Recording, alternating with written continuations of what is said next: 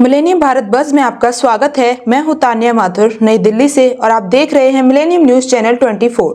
आज मैं आपको दुनिया भर की ताज़ा और अहम खबरों से रूबरू करवाने जा रही हूं। तो चलिए शुरुआत करते हैं आज की मुख्य सुर्खियों से।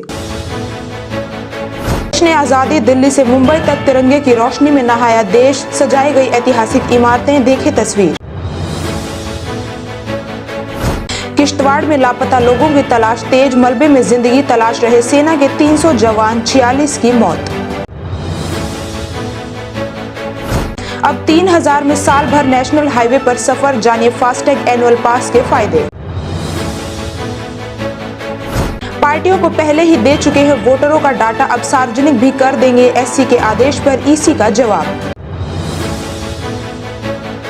अर्थव्यवस्था अच्छी, बढ़ रहा निर्यात, आत्मनिर्भर बनने की ओर देश, राष्ट्र के नाम संबोधन में राष्ट्रपति द्रौपदी मुर्मू। सीएम फडणवीस ने बताया कैसे हो रहा धारावी का पुनर्विकास, बोले यह है आर्थिक विकास का केंद्र।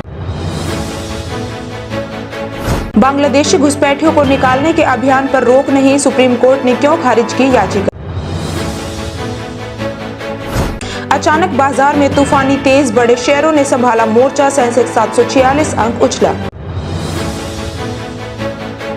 जन्माष्टमी पर मथुरा वृंदावन में भक्तों का सैलाब, ड्रोन सीसीटीवी से निगरानी, बांके बिहारी मंदिर में खास इंतजाम।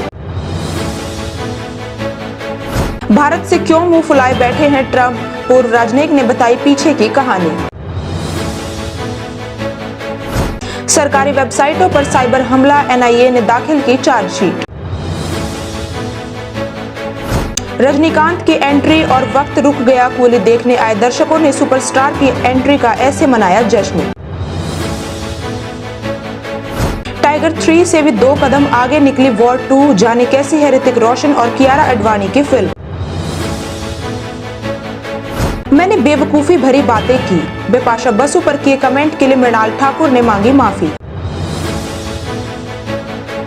इस एक्टर को शोले में काम करने पर फीस में मिला था फ्रिज, जानिए फिल्म के दिलचस्प किस्से। चलिए विस्तार से जानते हैं। देश आजादी के जश्न में सराबोर हो चुका है। सड़कों पर जगह जगह तिरंगा, सरकारी इमारतें, चौक चौराहों के साथ साथ प्राइवेट सेक्टर के दफ्तरें और बिल्डिंग तिरंगे में रंग में नहाया नजर आ रहा है। देश की राजधानी दिल्ली हो या माया नगरी मुंबई, कोलकाता हो या चेन्नई, कश्मीर हो या कन्याकुमारी, हर जगह देश की स्वतंत्रता दिवस की धमक साफ तौर पर देखी जा रही है। जगह जगह से ऐसी तस्वीरें और वीडियो सामने आए हैं। आइए एक नजर देखते हैं देश के अलग अलग जगहों से आई तस्वीरों पर। पश्चिम बंगाल में स्वतंत्रता दिवस 2025 की पूर्व संध्या पर हुगली को तिरंगे के रंगों में जगमगाता नजर देखा गया। कोलकाता में भारतीय रिजर्व बैंक की इमारत को स्वतंत्रता दिवस की पूर्व संध्या पर तिरंगे के रंगों में रोशन किया गया। इसके अलावा विक्टोरिया मेमोरियल भी तिरंगे की रोशनी में रंगा नजर आया, जहां बड़ी संख्या में पर्यटकों की भीड़ ने इस नजारे का आनंद लिया और इस दौरान तस्वीरें भी खिंचवाई। महाराष्ट्र में Bombay stock exchange, Chhatrapati Shivaji terminal, Vidhan Bhavan सहित अन्य सभी सरकारी इमारतों को तिरंगे के रंग में रंगा जा चुका है। शाम होने के बाद इन सभी भवनों की लाइटिंग देखने लायक थी। 79 में स्वतंत्रता दिवस की पूर्व संध्या पर बांद्रा वर्ली सी लिंक तिरंगे से जगमगा उठा। छत्रपति शिवाजी महाराज टर्मिनस, बृहन मुंबई नगर निगम मुख्यालय, मंत्रालय, भारतीय जीवन बीमा निगम LIC की इमारत, विधान भवन और बॉम्बे स्टॉक एक्सचेंज BSE को तिरंगे की रोशनी से सजाया गया। इसके अलावा वसई विरार शहर महानगर पालिका मुख्यालय और शहर की सड़कें तिरंगे की रोशनी से नहाई हुई नजर आई। तिरंगे की लाइटिंग स्थानीय लोगों और पर्यटकों के आकर्षण का केंद्र बनी हुई है। साथ ही गुजरात के पोरबंदर शहर को स्वतंत्रता दिवस के अवसर पर तिरंगे की रोशनी से सजाया गया है। इसके अलावा झारखंड की राजधानी रांची में स्वतंत्रता दिवस की पूर्व संध्या पर झारखंड उच्च न्यायालय की इमारत तिरंगे की रोशनी में रंगी नजर आई। वहीं पीएम मोदी के संसदीय क्षेत्र वाराणसी काशी में 15 अगस्त के अवसर पर तिरंगे की रौनक देखने को मिली। वाराणसी के कैंट स्टेशन, सर्किट हाउस, विकास प्राधिकरण, भारतीय स्टेट बैंक, SBI सहित कई सरकारी इमारतें तिरंगे के रंगों में रंगी आई। अंबेडकर चौराहे पर की गई सजावट ने शहर की खूबसूरती को और बढ़ा दिया। स्वतंत्रता दिवस की पूर्व संध्या पर जम्मू कश्मीर के रियासी में सलाल डैम को तिरंगे की रोशनी से सजाया गया। इस खूबसूरत नजारे ने डैम की खूबसूरती को और बढ़ा दिया है। जम्मू कश्मीर के किश्तवाड़ जिले में बादल फटने से प्रभावित चशौती गांव में राहत और बचाव अभियान तेजी से चलाया जा रहा है। सेना के 300 जवान राहत और बचाव कार्यों में जुटे हुए हैं। जानकारी के अनुसार इस आपदा में कम से कम 46 लोगों की मौत हो गई है और 160 से ज्यादा लोगों को बचाया गया है। जम्मू में तैनात सेना के जनसंपर्क अधिकारी ने बताया, किश्तवाड़ के चशौती गांव में बादल फटने के बाद व्हाइट नाइट कोर के सैनिक राहत और बचाव कार्यों के लिए तेजी से मोर्चा संभाला। उन्होंने बताया कि पहली कोशिश लोगों की जान बचाना और जीवित बचे लोगों की सहायता करना एवं लापता लोगों की तलाश करना है। सेना ने कहा कि राहत सामग्री, चिकित्सा दल और बचाव उपकरण घटनास्थल पर पहुंचा दिए गए हैं। जनसंपर्क अधिकारी ने बताया कि 60 कर्मियों वाली 5 टुकड़ियां यानी कुल 300 सैनिक तथा व्हाइट नाइट कोर की चिकित्सा टुकड़ियां अन्य एजेंसियों के साथ मिलकर लोगों को बचाने के लिए काम कर रही हैं। लापता लोगों की तलाश जारी है और प्रभावित परिवारों को चिकित्सा सहायता और सहयोग प्रदान किया जा रहा है। कई घर हुए तबाह। अधिकारियों ने बताया कि अचानक आई बाढ़ के कारण कम से कम 16 आवासीय मकान और सरकारी इमारतें, 3 मंदिर और 30 मीटर लंबा एक पुल तथा 1 दर्जन से अधिक वाहन क्षतिग्रस्त हो गए। बम फटने जैसी आवाज आई। आपदा के शिकार एक पीड़ित ने बताया कि अचानक बम फटने जैसी आवाज आई और सब लोग चिल्लाने लगे, भागो भागो। जैसे ही मैं भागने लगा, मैं मलबे में फंस गया और एक बिजली का खंभा मेरे ऊपर गिर गया। इसके बाद मैंने अपनी बेटी को आवाज लगाई और उसने मुझे वहां से बाहर निकाला। मोदी सरकार ने निजी वाहन मालिकों के लिए एक शानदार योजना की घोषणा की है। आज यानी 15 अगस्त 2025 से शुरू होने वाली इस नई स्कीम के तहत मात्र 3000 में पूरे साल के लिए टोल पास उपलब्ध होगा। ये पास 1 साल या 200 यात्राओं तक मान्य होगा, जो निजी कार, जीप और वैन जैसे गैर व्यावसायिक वाहनों के लिए विशेष रूप से तैयार किया गया है। इस ऐतिहासिक कदम से प्राइवेट वाहन मालिक बिना किसी रुकावट के देश भर के राष्ट्रीय राजमार्गों पर यात्रा कर सकेंगे।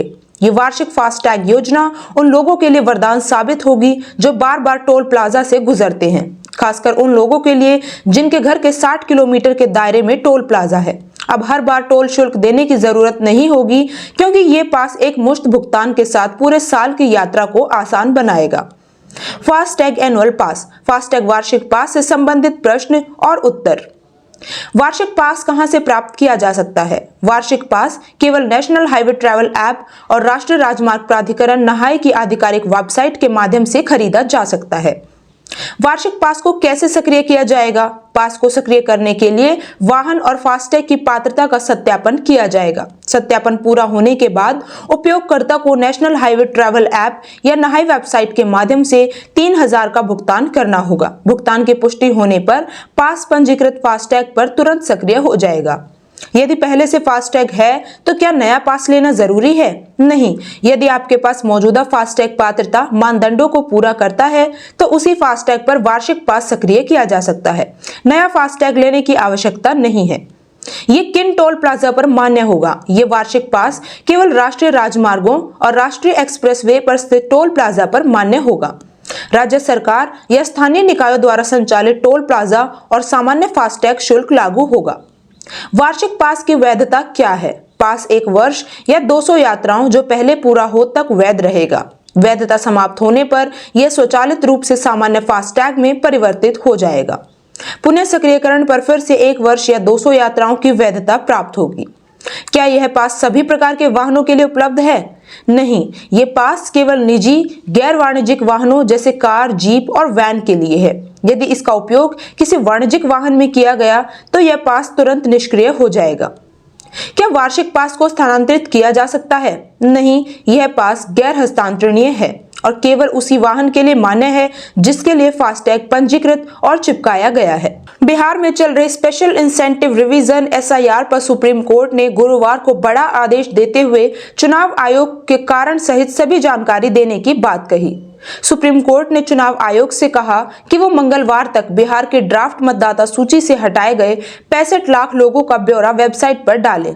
इसके अलावा उन नामों के हटाए जाने के कारण, मौत, प्रवास या दोहराव ये भी बताएं। सुप्रीम कोर्ट के इस आदेश को बिहार के नेता विपक्षी तेजस्वी यादव ने लोकतंत्र और जनता की जीत बताया है। आदेश के इस फैसले पर चुनाव आयोग की प्रतिक्रिया भी सामने आई है। आम लोगों को और अधिक सुविधा देने के लिए चुनाव आयोग कोर्ट के आदेश से सहमत। सुप्रीम कोर्ट के आदेश पर प्रतिक्रिया देते हुए चुनाव आयोग ने कहा, आम नागरिकों को और अधिक सुविधा प्रदान करने के लिए चुनाव आयोग सुप्रीम कोर्ट के सुझावों से सहमत है। हालांकि चुनाव आयोग ने कहा कि राजनीतिक दलों को एसआईआर से संबंधित सभी डिटेल्स पहले दी जा चुकी हैं। अब कोर्ट के आदेश के बाद इसे सार्वजनिक भी कर दिया जाएगा। राजनीतिक दलों को 20 जुलाई को ही दे दी गई थी सभी जानकारी। चुनाव आयोग ने अपनी प्रतिक्रिया में कहा कि 20 जुलाई को सभी राजनीतिक दलों को बीएलओ द्वारा दी गई मृत 2 स्थानों पर रहने वाले और स्थायी रूप से स्थानांतरित मतदाताओं की सूची दी गई थी। साथ ही वोटर लिस्ट में शामिल न किए गए मतदाताओं की लिस्ट भी कारण सहित दी गई थी। अब इस लिस्ट को लोगों के लिए भी सार्वजनिक कर दिया जाएगा। चुनाव आयोग ने आगे कहा कि वोटर लिस्ट में नाम है या नहीं है तो क्यों नहीं है, इन सभी चीजों की जानकारी जिला निर्वाचन अधिकारियों और मुख्य निर्वाचन अधिकारी की वेबसाइट पर बुधवार ईपीआईसी संख्या से खोजा जा सकता है। आपका नाम लिस्ट में नहीं है, वो फॉर्म 6 के साथ अपना आवेदन करें। चुनाव आयोग ने यह भी साफ किया है कि इसके अलावा वोटर लिस्ट में जिनका नाम नहीं है, ऐसे व्यक्ति आधार कार्ड की एक प्रति के साथ अपना दावा दायर कर सकते हैं, जिसमें 65 लाख मतदाताओं का नाम ड्राफ्ट इलेक्टोरल रोल में नहीं है। वो लोग फॉर्म 6 के साथ आधार कार्ड जमा कर सकते हैं।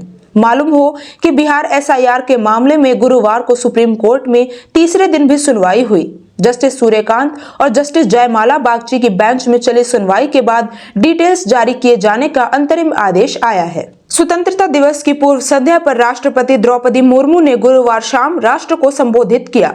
राष्ट्र के नाम संबोधन में राष्ट्रपति द्रौपदी मुर्मू ने कहा कि भारत एक आत्मनिर्भर राष्ट्र बनने की राह पर है और 2047 तक एक विकसित अर्थव्यवस्था बनने के लिए पूरे आत्मविश्वास के साथ आगे बढ़ रहा है।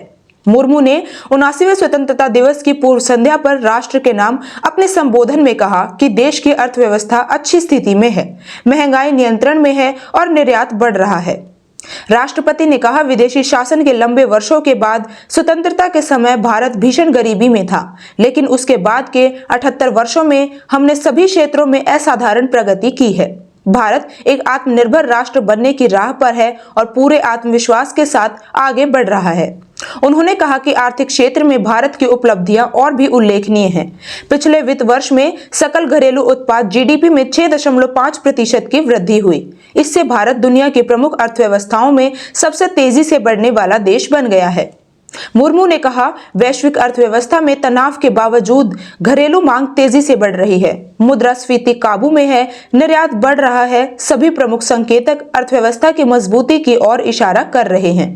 उन्होंने आर्थिक मोर्चे पर उपलब्धियों का श्रेय सूझबूझ के साथ किए गए सुधारों, कुशल आर्थिक प्रबंधन, किसानों की कड़ी मेहनत और समर्पण को दिया है। मुर्मू ने कहा, सामाजिक क्षेत्र में किए गए उपायों के साथ चौतरफा आर्थिक वृद्धि ने भारत को 2047 तक एक विकसित राष्ट्र बनने की राह पर अग्रसर कर दिया है। अमृतकाल में राष्ट्र के आगे बढ़ने के साथ मैं देखती हूं कि हम सभी अपनी क्षमता के अनुसार योगदान दे रहे हैं। राष्ट्रपति ने कहा कि बेहतर राजकाज के माध्यम से बड़ी संख्या में लोगों की गरीबी से बाहर निकाला गया है। सरकार गरीबों और उन लोगों के लिए भी कल्याणकारी उपायों की एक श्रृंखला चला रही है जो गरीबी रेखा से ऊपर उठ गए हैं, लेकिन अब भी असुरक्षित है। उन्होंने कहा, आय असमानता कम हो रही है, क्षेत्रीय असमानताएं भी दूर हो रही हैं। कमजोर आर्थिक प्रदर्शन के लिए जाने वाले राज्य और क्षेत्र अब अपनी वास्तविक क्षमता दिखा रहे हैं और अग्रणी देशों के साथ कदम मिला रहे हैं। राष्ट्रपति ने कहा कि उद्योग प्रमुखों, लघु और मंझोले उद्योगों और कारोबारियों ने हमेशा कुछ और कर गुजरने की भावना का प्रदर्शन किया है। जरूरत धन सृजन के रास्ते में आने वाली बाधाओं को दूर करने की थी। बुनियादी ढांचे के विकास में भी भारत आगे। महामहिम ने कहा कि पिछले 1 दशक में बुनियादी ढांचे के विकास की बात करें तो यह साफ दिखाई देता है। इस संदर्भ में उन्होंने राष्ट्रीय राजमार्ग नेटवर्क के विस्तार और भारतीय रेल की तरह नई ट्रेनों और डिब्बों की शुरुआत का जिक्र किया। राष्ट्रपति ने कहा कि विशेष रूप से कश्मीर घाटी में रेल संपर्क का उद्घाटन एक बड़ी उपलब्धि है। ये व्यापार और पर्यटन को बढ़ावा देगा और नई आर्थिक नीतियों की शुरुआत करेगा। कश्मीर में इंजीनियरिंग का ये चमत्कार भारत के लिए एक मील का पत्थर है। ऑपरेशन सिंदूर ने बताया, हम सही रास्ते पर हैं। राष्ट्रपति मुर्मू। राष्ट्रपति ने कहा कि ऑपरेशन सिंदूर ने यह दिखा दिया कि जब राष्ट्र की सुरक्षा का प्रश्न सामने आता है तब हमारे सशस्त्र बल किसी भी स्थिति का सामना करने के लिए पूरी तरह सक्षम सिद्ध होते हैं। ऑपरेशन सिंदूर प्रतिरक्षा के क्षेत्र में आत्मनिर्भर भारत मिशन की परीक्षा का भी अवसर था। अब यह सिद्ध हो गया है कि हम सही रास्ते पर हैं। धारावी पुनर्विकास पर मुख्यमंत्री देवेंद्र फडणवीस ने कहा कि धारावी के बारे में पूर्व प्रधानमंत्री राजीव गांधी कई वर्षों से कह रहे थे कि पुनर्विकास किया जाना चाहिए, लेकिन कुछ नहीं हुआ। हमने निविदाएं आमंत्रित की, महाविकास अघाड़ी ने उन्हें रद्द कर दिया। अब हमने फिर से काम शुरू कर दिया है। धारावी की आबादी अकेले 10 लाख है। इसके पुनर्विकास का मतलब है एक नया शहर बसाना। हम उसके हक का घर दे रहे हैं। मुख्यमंत्री ने आगे कहा, अगर यहाँ रह रहे लोगों को बेदखल किया गया तो वे नई झुग्गियां बसाएंगे, इसलिए हम उन्हें 12 वर्षों में किराए के आवासों के बीच उनके हक का घर दे रहे हैं। धारावी आर्थिक विकास का केंद्र है।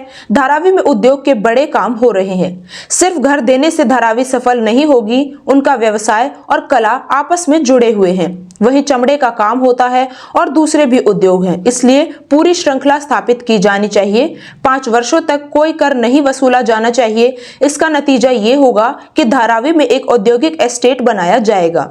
इससे हजारों लोगों को काम मिलेगा, रोजगार पैदा होगा। आलोचना तो होती ही रहेंगी। मुख्यमंत्री देवेंद्र फडणवीस ने धारावी के पुनर्विकास में हो रही आलोचना पर भी अपनी राय रखी।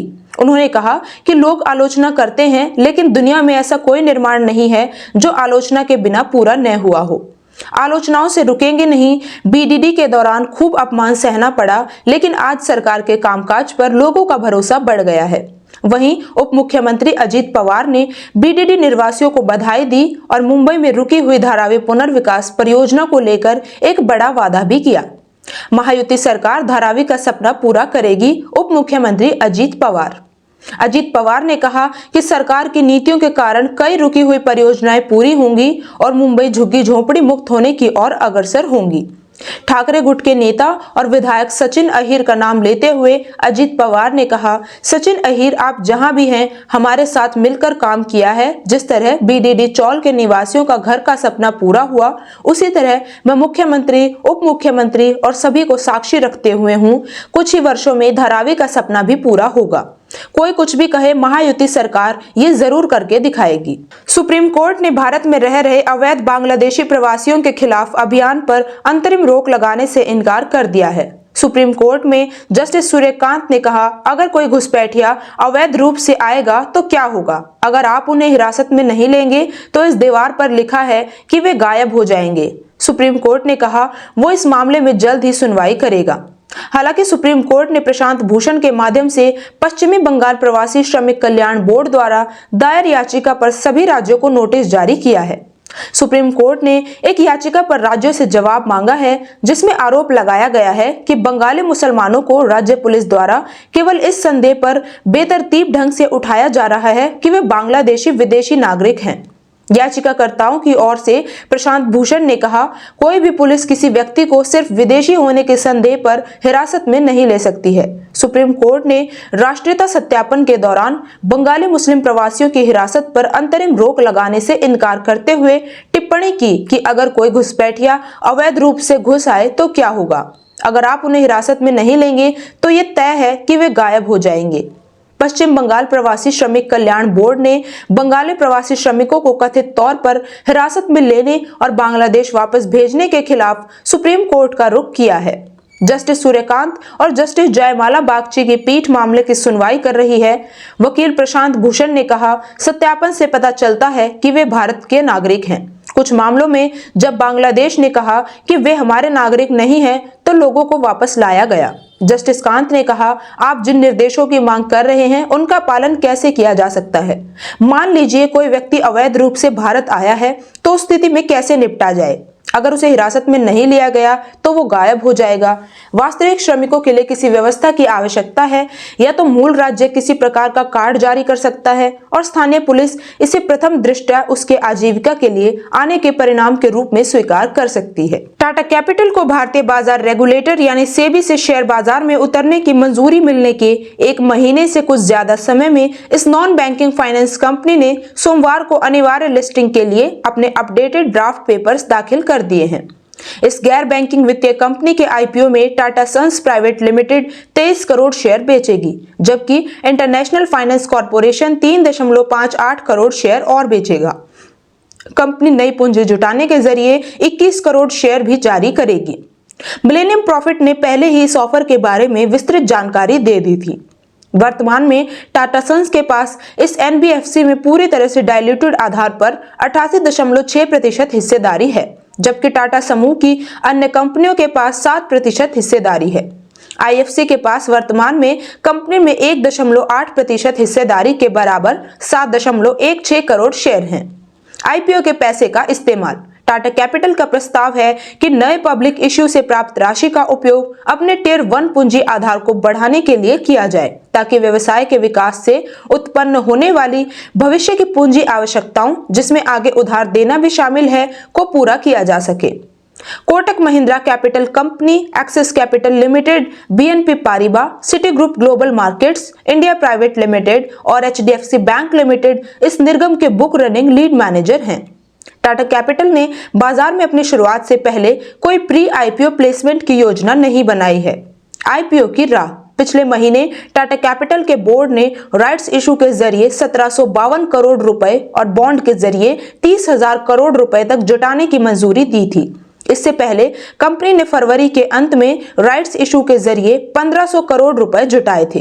टाटा सन्स ने अपनी पूरी हिस्सेदारी खरीद ली, जबकि इंटरनेशनल फाइनेंस कॉर्पोरेशन सहित अन्य छोटे शेयरधारकों ने भी इसमें भाग लिया।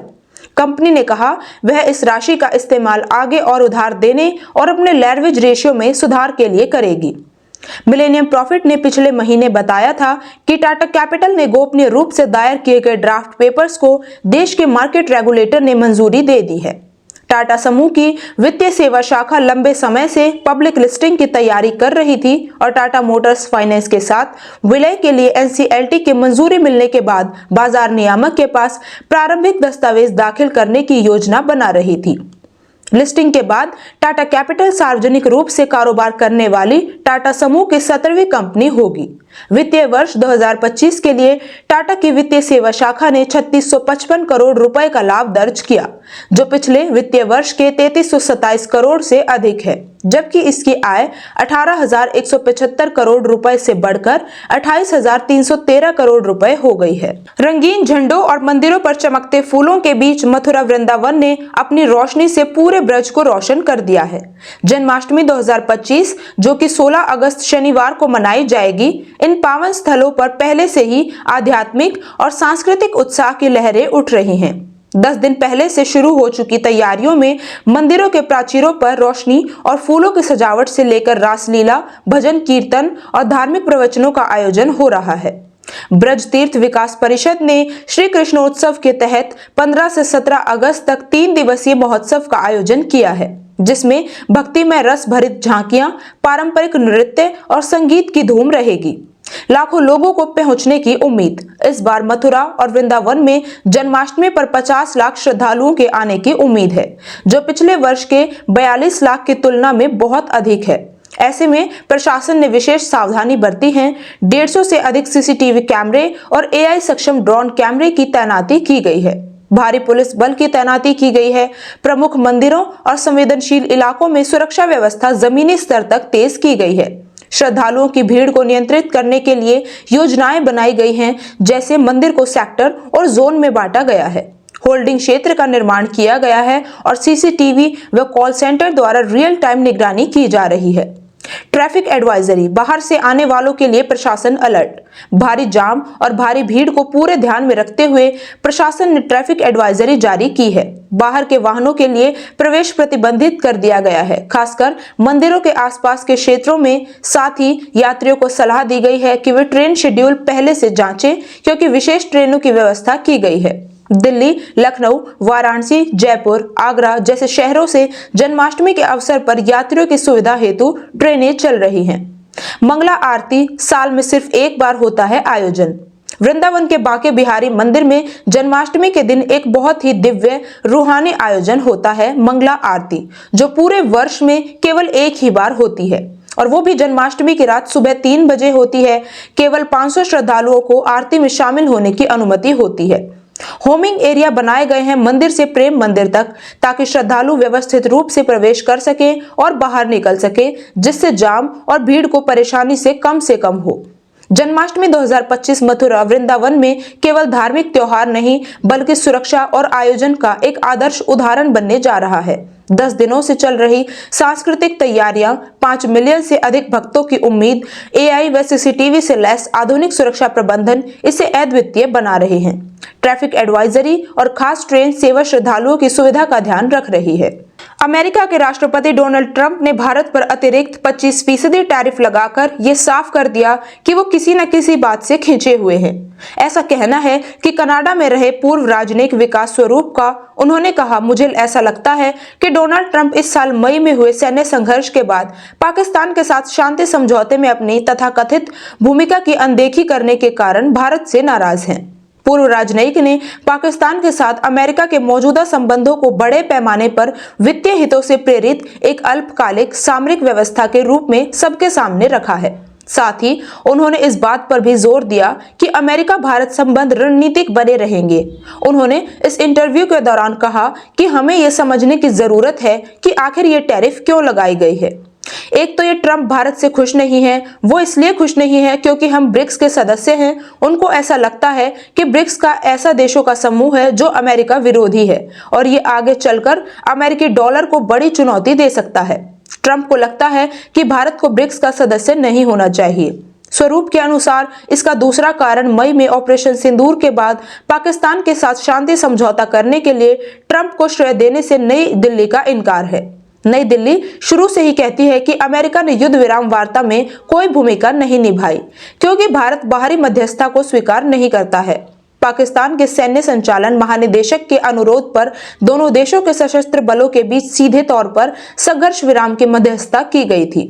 उन्होंने आगे कहा कि ट्रंप अब लगभग 30 बार कह चुके हैं कि वही थे जिन्होंने दोनों देशों को कगार से वापस रोका, जिन्होंने उपमहाद्वीप में परमाणु विस्फोट को रोका। इसलिए वह इस बात से नाराज हैं कि भारत ने उनकी भूमिका को स्वीकार नहीं किया है, जबकि पाकिस्तान ने न केवल उनकी भूमिका को स्वीकार किया है, बल्कि उन्हें नोबेल शांति पुरस्कार के लिए नामांकित भी किया है। राष्ट्रीय जांच एजेंसी ने अहमदाबाद की विशेष एनआईए अदालत में जासिम शहनवाज अंसारी के खिलाफ चार्जशीट दाखिल की है। मामला साइबर टेररिज्म से जुड़ा है, जिसमें सरकारी ढांचे की अहम वेबसाइटों पर denial of services DOS attack किए गए थे। ये केस शुरू में गुजरात ATS ने दर्ज किया था, जब एक जुवेनाइल नाबालिग आरोपी और जासिम के बीच साजिश का खुलासा हुआ। आरोप है कि दोनों ने मार्च से मई 2025 के बीच भारत सरकार और राज्य सरकार की कई वेबसाइटों पर distributed denial of services DDoS attack किए। इतना ही नहीं, आरोपी ने एक टेलीग्राम चैनल पर देश विरोधी सामग्री भी पोस्ट की। बाद में गृह मंत्रालय के आदेश पर यह मामला NIA अहमदाबाद ने अपने हाथ में ले लिया। NIA की जांच में सामने आया कि आरोपी और नाबालिग ने एडवांस हैकिंग टूल्स, VPN और एंटीक्रिप्टेड प्लेटफॉर्म का इस्तेमाल कर हमले किए। हमलों के बाद आरोपी ने सोशल मीडिया पर स्क्रीनशॉट और भड़काऊ संदेश साझा किए, जो भारत पाकिस्तान प्रायोजित आतंकवाद के खिलाफ भारत के ऑपरेशन सिंदूर के जवाब में थे। इनका मकसद देश की एकता, अखंडता और संप्रभुता को धमकाना था। डिजिटल फॉरेंसिक जांच में यह भी साबित हुआ कि आरोपी न केवल इन साइबर हमलों के पीछे था, बल्कि वह दूसरों को भी गैर कानूनी साइबर तकनीक सिखाता था और पहचान छुपाने के तरीके बताता था ताकि कानून से बच सके। NIA ने जब जुवेनाइल के खिलाफ नडियाड, गुजरात के जुवेनाइल जस्टिस बोर्ड में चल रही कार्यवाही के साथ साथ जासिम शहनवाज अंसारी के खिलाफ IT एक्ट 2000 की धारा 66F और भारतीय न्याय संहिता 2023 की धारा 61(2)(a) के तहत चार्जशीट दाखिल की है। NIA का कहना है कि वो देश के डिजिटल ढांचे की सुरक्षा और राष्ट्रीय सुरक्षा को खतरा पहुंचाने वालों के खिलाफ सख्त कार्रवाई के लिए प्रतिबद्ध है। सुपरस्टार रजनीकांत के बारे में बहुत लिखा गया, बहुत कुछ कहा गया। सिनेमा का वो डैमी गॉड जो वास्तविक जिंदगी में कैसा भी दिखता हो, पर स्क्रीन पर लोग उसके किसी भी अवतार को पसंद करते हैं। यूं तो रजनीकांत की बहुत सी फिल्में देखी हैं, पर वे उनके अनुभव उनकी फिल्म उनके फैंस के साथ देखने में होता है, वो बिल्कुल अलग है। फिल्म के शुरू होने से लेकर फिल्म खत्म होने तक जो नजारा देखने को मिलता है, वो एक ऐसा अनुभव है जिसे जब तक कोई खुद महसूस न करे तब तक उसे बयान करना मुश्किल है। यूं तो सोशल मीडिया पर उनके फिल्म रिलीज के वक्त उनके फैंस की दीवानगी दर्शकों ने खूब देखी होगी, जैसे उनके कटआउट को दूध से नहलाना, नारियल फोड़ना, हार चढ़ाना। पर हैरानी तब होती है कि लोग सुबह 6 बजे मुंबई के अलग अलग कोनों से कई किलोमीटर का सफर तय करके फिल्म देखने आते हैं। ऐसा ही हुआ कुली के पहले दिन। पहले शो पर बारिश का दिन था, फिर भी वडाला के मिराज आईमैक्स पर रजनीकांत के फैंस ने 4 स्क्रीन्स बुक कर रखी थी और फैंस ने सिनेमा हॉल की लंबी खचाखच लाइन से भरी हुई थी। ढोल नगाड़े बाजे, खुले आसमान के नीचे बारिश में और लॉबी के अंदर हजारों लोग नाचते हुए फिल्म की रिलीज का जश्न मना रहे थे। लोग सिनेमा हॉल में घुसे, लेकिन नाच गाना और ढोल यहां भी चल रहा था, साथ ही तालियां, सीटियां और थलाइवा के नारे। लेकिन असल नजारा जिसका इंतजार था, जब पर्दे पर रजनीकांत की एंट्री होगी तो माहौल क्या होगा। और जैसे ही रजनीकांत की एंट्री पर्दे पर हुई, मानो वक्त रुक गया। उनकी एंट्री को बकायदा पर्दे पर पॉज कर दिया गया और दर्शकों को पूरा मौका दिया गया उस पल का जश्न मनाने का।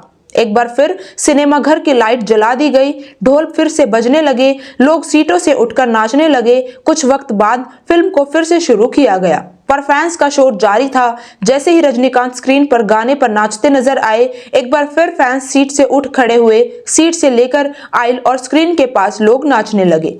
इस तरह की दीवानगी मैंने पहले तो नहीं देखी थी, पर सुना जरूर था। मुझे जिस बात पर सबसे ज्यादा हैरानी हुई वो ये थी कि किसी सिनेमा हॉल रजनीकांत की एंट्री पर फिल्म को पॉज कर देते हैं और फैंस के जज्बे को सलाम करते हुए उन्हें पूरा मौका देते हैं वो उस पल का लुत्फ उठा सके और इसका जश्न मना सके। ये फिल्म मैंने तमिल भाषा में सबटाइटल के साथ देखी और खास बात ये थी कि दर्शकों ने जितना जश्न रजनीकांत के लिए मनाया, उतना ही कन्नड़ स्टार उपेंद्र के लिए और उतना ही आमिर खान के लिए भी मनाया।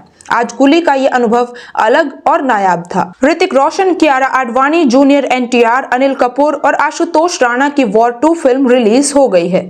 फिल्म का निर्देशन अयान मुखर्जी ने किया है, जिन्होंने इससे पहले ब्रह्मास्त्र का निर्देशन किया था। वॉर 2019 में आई थी और फिल्म में वाणी कपूर और टाइगर श्रॉफ भी थे, लेकिन दोनों ही कैरेक्टर पिछले पार्ट में खत्म हो गए थे। फिल्म का निर्देशन सिद्धार्थ आनंद ने किया था। इस बार वाईआरएफ के स्पाई यूनिवर्स को पैन इंडिया बनाने के लिए जूनियर एनटीआर की एंट्री करवाएगी। आइए जानते हैं कैसी है 2 घंटे 53 मिनट की फिल्म वॉर 2। पढ़े मूवी रिव्यू। वॉर 2 की स्टोरी, वॉर 2 की कहानी कबीर के साथ होती है, जो जापान में एक मिशन को अंजाम देने के लिए पहुंचता है और फिर वही सब शुरू हो जाता है जो वाईआरएफ के स्पाई यूनिवर्स में होता है। एजेंट को गद्दार कहा जाता है, लेकिन वो दिल से देशभक्त होता है और एक मिशन पर निकला होता है। ऐसे ही कुछ हम पठान और टाइगर सीरीज में देख चुके हैं। कुल मिलाकर एक लाइन की कहानी है जिसे लगभग 3 घंटे तक खींचा गया है। सिर्फ जूनियर एनटीआर और ऋतिक रोशन का इस्तेमाल एक्शन करवाने के लिए किया गया है। डायरेक्टर ने ठान लिया था कि वो इतना एक्शन दिखाएंगे कि दर्शकों को कहानी को तरसने लगेंगे। वॉर 2 में एक्टिंग। वॉर 2 में ऋतिक रोशन ने ठीक ठाक काम किया, लेकिन फिल्म में जब वो कुछ भी नहीं बोलते हैं तो अच्छे लगते हैं। इसकी वजह कमजोर डायलॉग है। कुल मिलाकर ऋतिक रोशन का अयान मुखर्जी सही इस्तेमाल नहीं कर पाए। जूनियर एनटीआर की इस फिल्म में कोई जरूरत नहीं है। अयान ने उनका फिल्म में मजाक बनाकर रख दिया है। जूनियर एनटीआर का वॉर 2 में एंट्री सीन भारतीय सिनेमा के इतिहास में सबसे बड़ा मजाक लगेगा। बाकी सारे एक्टर अनिल कपूर, आशुतोष राणा और वरुण बड़ोला ठीक हैं। कियारा आडवाणी वाला रोल कोई भी कर सकता है। मृणाल ठाकुर अपने एक पुराने वीडियो को लेकर सुर्खियों में हैं। मृणाल इस वीडियो में कथित तौर पर अभिनेत्री बिपाशा बसु की बॉडी पर तंज कसती दिखाई दे रही हैं। वे खुद को बिपाशा से ज्यादा खूबसूरत बता रही हैं और कहती हैं कि बिपाशा के मैनली मसल्स हैं। हाल ही में बिपाशा बसु ने एक क्रिप्टिक पोस्ट के जरिए मृणाल को जवाब दिया। आज गुरुवार को मृणाल ने सफाई देते हुए माफी मांगी है। मृणाल बोली, बहुत अफसोस है। मृणाल ठाकुर ने आज गुरुवार को अपने इंस्टाग्राम स्टोरी पर एक पोस्ट शेयर किया है। इसमें उन्होंने सफाई दी है। उन्होंने इरादत कोई बात नहीं कही थी। अभिनेत्री ने पोस्ट में लिखा, 19 साल की उम्र में मैंने टीनेज में ऐसी बेवकूफी भरी बेतुकी बातें कही। मुझे ये समझ नहीं थी कि आवाज में कितनी ताकत होती है या महज मजाक में भी कहे गए शब्द कितना दुख पहुंचा सकते हैं। लेकिन ऐसा हुआ और इसके लिए मुझे बहुत अफसोस है। सुंदरता हर रूप में होती है। मृणाल ठाकुर ने आगे लिखा, मेरा इरादा कभी किसी की बॉडी शेम करने का नहीं था। ये एक इंटरव्यू में मजाकिया अंदाज में कही गई बात थी। ये मजाक हद से ज्यादा बढ़ गया। मैं समझती हूँ कि ये कैसे हुआ और काश मैंने अपने शब्द अलग तरह से चुने होते।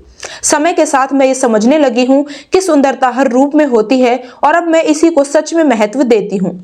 बिपाशा ने किया क्रिप्टिक पोस्ट। बता दें कि मृणाल ठाकुर के वायरल वीडियो के संदर्भ में बिपाशा बसु ने एक क्रिप्टिक पोस्ट बुधवार को शेयर किया था। इसमें उन्होंने लिखा था, स्ट्रॉन्ग वुमेन एक दूसरे को ऊपर उठाती हैं, खूबसूरत महिलाओं अपनी मसल्स को मजबूत करो। हमें मजबूत होना चाहिए। मसल्स बॉडी आपको हमेशा के लिए अच्छी फिजिकल मेंटल हेल्थ पाने में मदद करती हैं।